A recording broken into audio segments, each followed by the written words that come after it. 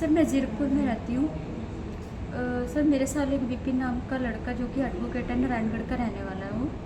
उसके father sir GRP में police में है वो। सर वो 1.5 साल से वो मेरे साथ रह रहा है। अभी मैं 5 मंथ से प्रेग्नेंट हूँ। सर वो 1.5 साल से मेरे साथ रह रहा है। उसकी फैमिली को भी पता था और मेरी फैमिली को भी पता था कि वो मेरे साथ रह रहा है। और उसने मुझे ये बोला था कि वो मैरिड है और उसका जब उसकी वाइफ से उसका डाइवोर्स हो जाएगा वो मेरे साथ मैरिज कर लेगा। तो वो सर ऐसे ही मैरिज का बोलते बोलते सर उसने ऐसे ही वो मेरे साथ रिलेशन बनाता रहा। और जब मैं प्रेग्नेंट हो गई, मैंने वो 2 तारीख को उसको पता चला कि मैं प्रेग्नेंट हो गई हूँ। और सर वो चला गया, 2 जनवरी को घर से चला गया और उसने सारे फ़ोन बंद कर लिए अपने, मुझे हर जगह से ब्लॉक कर दिया।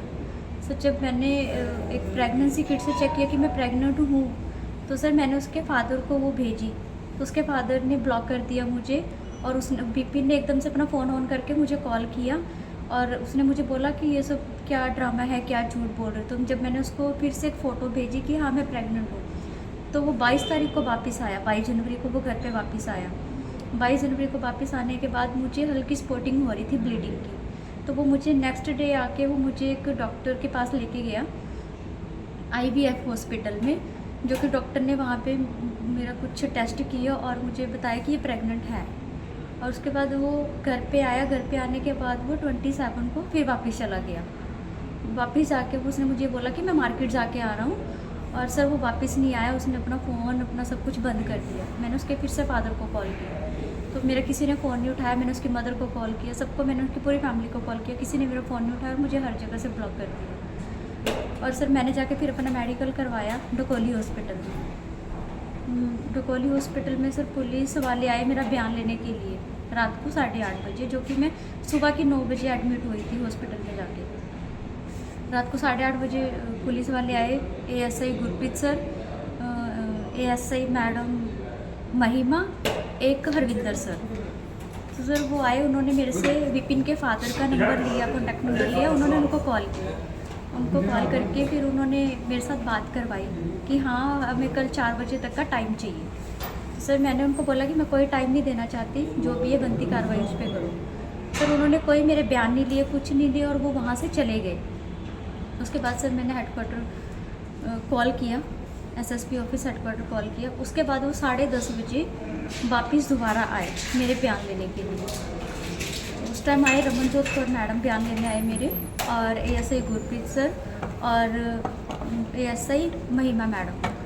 10:30 बजे बयान लेके सर वो मेरे बयान लेके उन्होंने रात को, मुझे नहीं पता उन्होंने किस टाइम FIR उसके ऊपर लॉन्च की है। और उसके बाद सर 28 तारीख की FIR रखी है। आज तक अक्यूज़ बिल्कुल ओपन घूम रहा है। कौन सी 28 में? 28 जनवरी जी, 28 जनवरी को उसके ऊपर FIR लॉन्च हो गई थी। उसके बाद वो आज तक वो बिल्कुल ओपन घूम रहा है। मैंने जब भी उसकी लोकेशन उठा के, जब भी मेरे को जहाँ भी पता चला, मैंने पुलिस वालों को बताया कि वो यहाँ पे ओपन घूम रहा है, वो अपने घर पे है। पुलिस वालों ने मेरी एक भी ना सुनी। मैं डेली हॉस्पिटल में चक्कर काट रही हूँ, और मैं जो कि मैं आज 5 महीने की प्रेग्नेंट हो गई। मेरी कोई नहीं सुनी और मेरी कोई सुनवाई नहीं हो रही, ना उसको अरेस्ट किया जा रहा है। और आज मैं SSP ऑफिस में भी पेश हुई थी, जो कि SSP ऑफिस में जो बैठे हैं दीपक सर, उन्होंने मुझे ये बोला कि वैसे हम लोगों ना लेडीज़ की कंप्लेंट पे कोई हमारी कार्रवाई बनती नहीं है।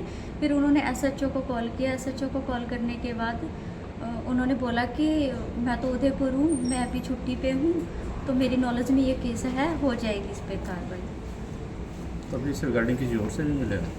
जी किसी अन्य व्यक्ति से भी, किसी से या किसी सर उनकी बुआ के घर पे, जो कि डेराबस्सी में रहती है, उनका नाम है बबली, उनके घर पे सर हमारा आना जाना था। उसकी बेटी भी हमारे घर पे आती जाती थी। और उनके फादर ने भी मुझे कितनी बार धमकियाँ दी हैं। उसके बाद जब उसके ऊपर FIR लॉन्च हो गई, उसके फादर ने मुझे, जिसकी रिकॉर्डिंग है मेरे पास, उसके फादर ने मुझे ये बोला कि मैं तेरे घर पे 2 गाँव की पंचायत लेके आ जाऊँगा, तेरे सारे चिट्ठे खोल दूँगा, तू ये है, तू वो है। और सर उसके बाद जब उसके ऊपर FIR लॉन्च हो गई, उसके फादर ने फिर मुझे कॉल किया पुलिस वालों को। उसके फादर ने ये बोला कि मैंने तो इसको बेदखल किया हुआ है, ये मेरे से कोई रिश्ता नहीं है।